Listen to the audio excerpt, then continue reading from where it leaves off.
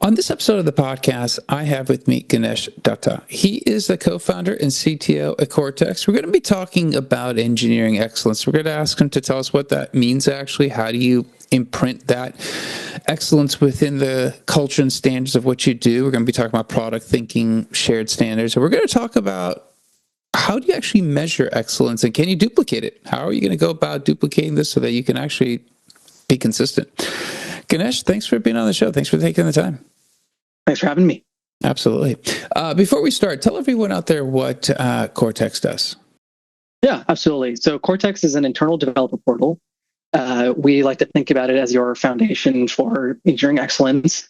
It allows you to track all of your software assets. So think services and infrastructure and ownership, get a single pane of glass, drive standards, and create golden paths for your developers. Awesome. I mean, I'm sure that's a episode in itself, but this episode kind of does lend itself well to what you guys do. And I know engineering excellence is talked about. I like to kind of start off by defining what that means, because I think everyone has a different view of what excellence means. But from your standpoint, what does engineering excellence really mean?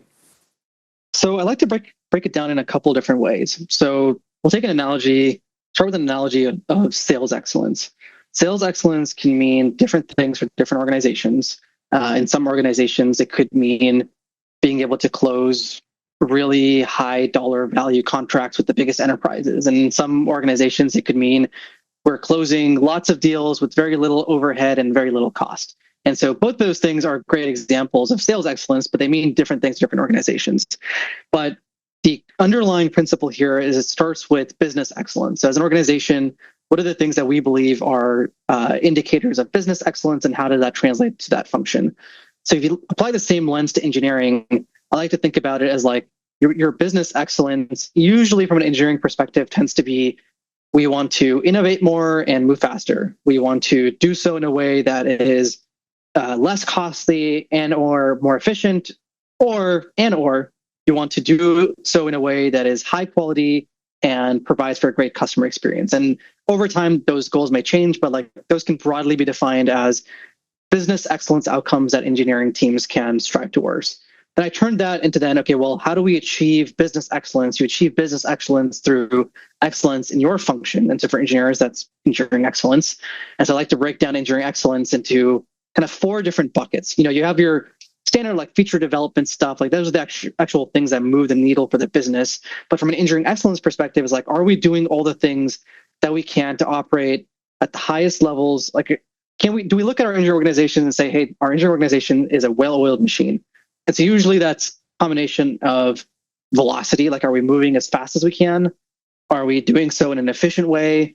Are we doing so in a secure way? And are we doing so in a reliable way? So velocity, efficiency, security, and reliability, to me, are kind of the 4 pillars of engineering excellence. And your focus areas might change over time, but that's kind of how I define engineering excellence. I really like the way you broke that down. I guess when you think of engineering excellence and you think about an organization, obviously it's one thing to say we are trying to do the best we can, striving towards engineering excellence. The other is to actually have that imparted and printed within the culture and standards of the technology engineering org. Talk to us a little bit about, when we talk about engineering excellence, how does a leader go about actually, well, first of all, just implementing what they think are those standards? Yeah, it's a really, really good question. I do like to differentiate, what is engineering excellence with the cultural aspect. I think one of the fallacies that we see is like thinking that engineering excellence is an end state.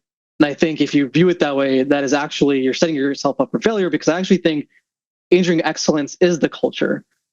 My hot take is that there's no company in the world that has achieved excellence. You can only be more excellent than you were in a previous iteration of yourself. So I think the first principle from a cultural standpoint of engineering excellence is this concept of continuous improvement. You view engineering excellence as an ongoing thing where you're always trying to get better across different pillars or even different variations of the same pillar over time. So I think that's the first thing is applying the right lens to what engineering excellence is. I think the second thing is making sure that you're doing it in a very data-driven way. And when I say data-driven, I don't necessarily mean like, oh, you have some some KPIs, or you're looking at productivity metrics or anything like that. I really mean like, once you know what your business excellent outcome is, like, hey, we want to ship better products for our customers, and we're going to do so by investing in excellence around reliability. And reliability to us means X, Y, and Z, and how are we doing against that standard? And then breaking that down into like, okay, these are the initiatives that we're doing in order to get there. Do I understand how we're tracking against those initiatives? And not just me as an executive, and this is the other bit of engineering excellence that I really believe in, is org-wide visibility. I think it's very easy to get into a state where engineering excellence or things like that become like this ivory tower perspective where engineering leaders are looking at these dashboards and they're making decisions, and people are like, oh my God, I feel like these initiatives are coming out of nowhere. But I think part of engineering excellence is bringing the entire organization into that fold and saying, hey, here's what good looks like. Here's what we're trying to achieve, and here's what we're doing to try and get there, and making sure everybody understands that. I think that's another part of it. And the third thing is ownership and accountability. You can define all the standards you want in the world. You can define what good looks like. But if nobody's accountable for it and you don't know who owns things, everything falls apart. Like, you're just kind of shouting into the void. And we see this all the time with like production readiness, which is a very common initiative around reliability excellence. And we define this reliability set of standards and production readiness standards, and we're not making any progress on it. Well, do you know which teams own which services and who's accountable for that? It's like, oh, well, not really. Well, then, who's actually looking at those requirements and those standards? It's like ownership and accountability is kind of the foundation by which all excellence stems. So, it's the cultural aspect, the visibility, being data-driven, and ownership, I think, are kind of the big parts of making engineering excellence a big part of your culture. I love some of these points. They're fantastic. The one that I want to go back to, you mentioned, it's a continuous improvement. There's ownership, there's accountability, because I kind of feel like those two, a lot of them fit hand in hand. I think these two fit hand in hand because I think we need to measure and obviously monitor. Within engineering, obviously, and this is maybe the question, everyone has different backgrounds. They're coming into an org. They have different ways that they've seen engineering done. To get everyone on the same page, to get them to all think that these are the excellence guidelines, the standards that this particular org is looking for. How does that needle get shifted? Like, obviously, some people have to learn some things they think are important. They have to look at different metrics. I mean, obviously, there's comfort zones, especially from engineering leaders. How do you reconcile people when they come into an org adapting and adopting what engineering excellence is at the company they're working at? This is a really important question because I think it applies to people that are coming into an organization for the first time, as well as people within the organization already who are maybe confused or worried about changes to focus areas from the perspective of engineering excellence. So I think that's a really important question. And I think the reason I call out continuous improvement is because there's this framing of engineering excellence of it being iterative and treating it almost experimentally. So I think it would be a lie if an engineering leader came in and said, our deploy frequency is X and I'm going to 2X it. And these are the three things that I'm certain are going to work.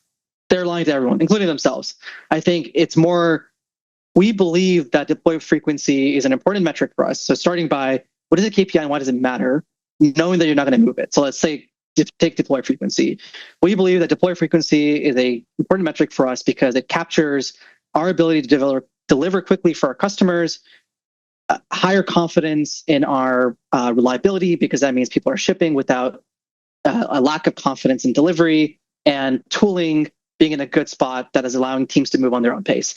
And we believe that deploy frequency is a good metric to do so. In order to improve deploy frequency, we have found that, and this is where the next bit is, which is finding bottlenecks. You can't just throw things at the wall and say like, okay, this is going to improve the metric you chose. Saying we believe that we have bottlenecks in X, Y, and Z.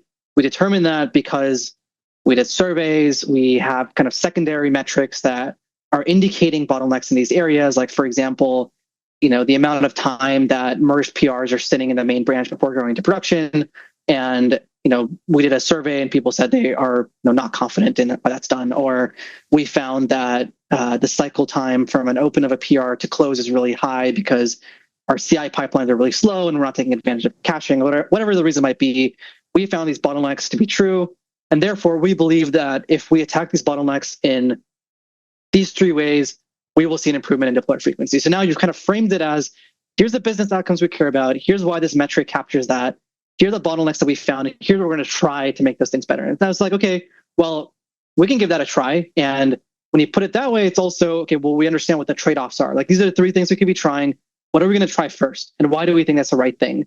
Because then you start framing it as inputs versus outputs, where your output metrics are things that you can't change on their own. They're kind of like lagging indicators, I guess, if you will. So like deploy frequency is a great example of, you can't tell a developer, you got to deploy more frequently. Your deploy frequency is twice a week. I'm like, okay, like, cool. Like, what do I do about that? Versus, hey, these are the 3 things we're trying. You own 4 repositories that you have to migrate to our latest and greatest CI platform because we believe that its caching capabilities will improve our time to market. Cool, that I can do. And so like, I think thinking about it from this like experimental, hypothesis-driven, bottleneck-driven approach is the way to get people to buy in, both if you're a new member of the team as well as the existing members as you try new things over time. You mentioned, obviously, measuring where we are at, measuring, keeping track of obviously those metrics, but you also mentioned that we could also be having an issue with lagging indicators. So as you're looking at an engineering organization, you're looking at the metrics that they're following, you're looking at the fact that you know there's a lagging indicator. How do you combat that? Is it more frequent touch bases? Is it more communication of those metrics? How do you combat those metrics not hurting you by being lagging? Yeah, I think it's kind of going up and down the stack. So, we were talking about business excellence to engineering excellence earlier on.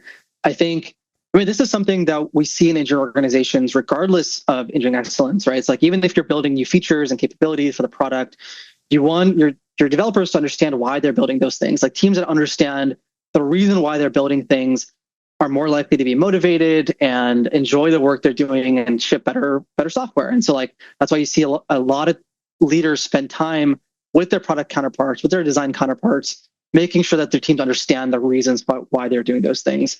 And so I think in the sense of like lagging indicators is the same thing. It's like tying it back to the business outcomes, which hopefully, your non-technical counterparts are also talking about. Like, if you're trying to create a better customer experience, it's probably not just coming from your engineering leader. Like, your CEO is probably talking about the same thing.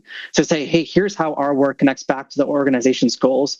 Here's why we're tracking this metric as a particular thing, and not making it a thing that like, you're not holding teams accountable to that lagging indicator.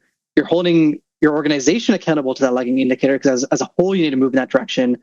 You're holding your organization accountable internally to the things that you believe are going to move that needle. So I think those are the things that kind of help people reframe how they look at those lagging indicators and why they're important and why you should be looking at those frequently, because it's like an A/B test. You're like trying things and seeing if you're moving the needle. And I think people really buy into that perspective over time.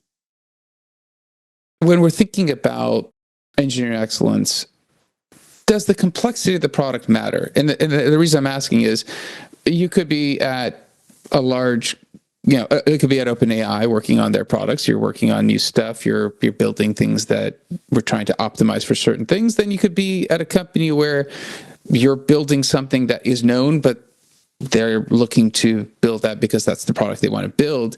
Two different software companies, two different types of products, two different complexities. Does engineering excellence mean the same thing at those companies, at least in some way, shape, or form? Or is it based on, does that product complexity impact what the excellence will look like? It absolutely is different from company to company and should be different from company to company. And I think that is actually one of the issues we see in the discourse around like engineering metrics and engineering excellence today, is that people try to hold themselves to the same bar and the same metrics across organizations, where maybe that doesn't actually matter. And I'll give you an example. We work with a lot of, some of the world's largest financial institutions, and the things that matter to them around excellence are probably completely different from, some of our customers that are earlier stage startups that are trying to move really fast. If you're a financial services institution, you care about excellence when it comes to security, reliability. Your customer experience and customer trust is probably higher in importance than anything else. And so the ways you invest in that are probably very different. And a different organization like OpenAI, for example, they probably don't care as much about efficiency. They don't seem to have a problem raising a ton of money right now. But what they do want is there's a ton of competition. We want to move really fast. We want to be efficient. We want to let our engineers run. There's so much stuff on the cutting edge. We don't want them to be thinking about how do I to deploy a new data scraper and what does the infrastructure do that should be dead simple. And so the things you're trying to optimize for are different, and therefore your excellence is different. And so I think that's why it goes back to that business excellence, because both those organizations would probably define their business excellence goals differently. OpenAI would probably say that innovation and time to market is much more important than customer experience, versus financial institution probably says that customer experience and reliability is a lot more important. And so the things they focus on from engineering excellence perspective are also going to be drastically different. That being said, the types of things you try may be similar. So I'll give you an example. One of the organizations in modern software engineering organizations that we see own a fairly large scope around engineering excellence is platform engineering teams, because they're building a lot of self-service capabilities and things like that. And so I think in both these organizations, your platform engineering teams are still really focused on engineering excellence, but the self-service capabilities they build could be totally different. Like at OpenAI, maybe the platform team is building a capability to very quickly get something from your local environment to a test environment to training a model really, really quickly. A large financial institution may be building out self-service capabilities that are more security focused. So think just-in-time credential access for accessing databases, or manual approval processes for provisioning infrastructure that meets their security guardrail. So they're still similar in the sense that you're trying to give people self-service capabilities, but the focus area is different because of the product surface area, because of the business. So that's kind of how I think about where engineering excellence should be different. I guess as you're kind of thinking about this, I mean, obviously there are going to be differences company to company, different business drivers. When you're thinking about, I guess, the relationship to the business, and you mentioned, there's different needs of the business. As the CTO, I'm sure your job is to align with the CEO, impart those components. How do you translate some of those business drivers via engineering excellence so that the team understands the importance behind them? Yeah, I think it really comes down to understanding and explaining why investments in a certain area will lead to that business outcome that you care about. The way I like to think about it is, and this holds true for CEOs as well, it is imperative that you start with a very open-ended top-line goal. And maybe I'm getting more into like CEO territory here, but if you can't very simply distill your goal for the year, that means you don't have focus. If you don't have focus, then it's very hard to communicate that to your different functions. And so, as an example, we want to improve cost and efficiency. And that may mean a lot of different things. It may have like a bunch of subcategories, but there's a very simple way of kind of describing your core business goal or goals for the year. And that gets broken down into kind of its individual subsets. And that kind of goes back to those business excellence outcomes that I care about. And so I think, one of the things that we see people struggle with is, hey, how do we advocate for investing in reliability or platform foundations when there's like 1,000 other features to build? I mean, this is kind of like sales 101, right? And then this holds true internally to an organization. It's, hey, we want to achieve X. We want to achieve this business outcome. Here are the things that are stopping us. And if we invest in these areas, here's how it's going to help us achieve those outcomes better. And then that's how now you are giving yourself the tools to advocate for that internally and tell that story internally. So here's why we're investing in certain areas and why engineering excellence is going to help us accomplish those business outcomes. And I think that it almost kind of bleeds into this idea of a product mindset for engineering teams internally as well, because I think we understand very deeply why product managers are important for general product development. Like, they're the ones that take those North Star metrics for the business and translate them into product areas and translate those into very specific things that we're going to build. Why don't we treat engineering excellence and tech debt and all these other things the exact same way? These are the North Star metrics that we care about. Here's how it ties to the business. Here are the things we're going to build. And so now all of a sudden you've created that language internally. It's kind of a shared language to talk about these kinds of things. And I guess maybe I wanted to make sure we touched on this before I ran out of time with you. And that's really around the notion of being that consistent part. You mentioned continuous, I think consistent in there is the other component, because obviously it is a state and time. If you have high standards now, doesn't mean you'll have them 6 months from now, a year from now, 3 years from now. How do you ensure that consistency is found, that you can duplicate the success year after year? Yeah, I think it's constantly going back to the overarching goal for the business. I think it is making it easy to create a culture of continuous improvement, because, and the reason I say that, this is actually really important. If it's very difficult for you to iterate on updating what good looks like, then you won't, because people tend to take the path of least resistance. And I'll take production readiness as a simple example again, because I think it's something that a lot of organizations do. Let's say you define a production readiness checklist that, every new service before they go to prod needs to follow these set of requirements, and you get your SRE folks in a room, you get your security folks in a room, the platform people, and your most senior engineers. You say, okay, we have come to an agreement that this is our consistent definition of what good looks like. And you go and roll this thing out, and you create a bunch of process around it, and you realize, oh, actually, we found a new failure mode for our services that we should now incorporate into our production readiness standards. If there's a ton of overhead in rolling something like this out, and it's not programmatically maintained, or it's very difficult to update what good looks like, you're going to be like, hey, we're going to put this off for now. It's not as important. And slowly over time, your requirements have drifted, and a year from now, your production readiness standards look like a relic, and it's just a thing that people have to check off, which are not actually relevant. And so I think investing in the tooling and infrastructure that makes it easy to assess the current state of the world, continuously assess the state of the world, and add new definitions of what good looks like and update your understanding of the world, I think is really important, because then it reduces the barrier to entry to update your definition of what good looks like. Because you can define what good looks like together, which is, by the way, a challenge in and of itself, coming to a shared language around what good looks like. But assuming you did, being able to track and enforce that across your organization in a very easy way, programmatic way, I think is an enabler for these kinds of things. And going back to the sales analogy, it's, imagine a sales executive, if they didn't have the reports in Salesforce and they weren't able to very quickly generate a state of the world around, hey, we're trying to move to more of an outbound sales strategy, and we need to understand if that's working. It took you 6 months to get a report around that. I may never even try an outbound strategy. Like, that's too much of a risk. But the reporting makes it really easy for me to try something like that and check the data. So I think engineering teams should be thinking about it the exact same way.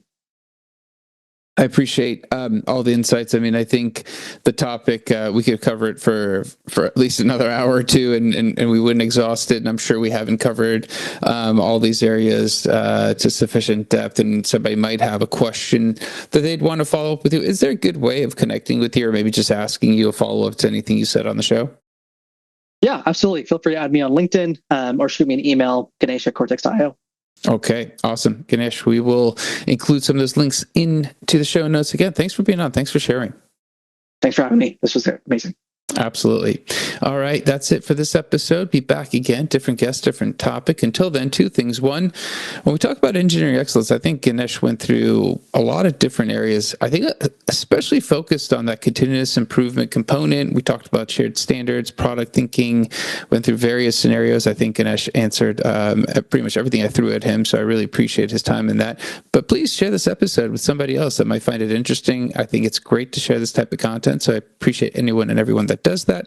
Also, like, subscribe, comment. Let me know how the podcast is going for you. Until next time, thank you and goodbye.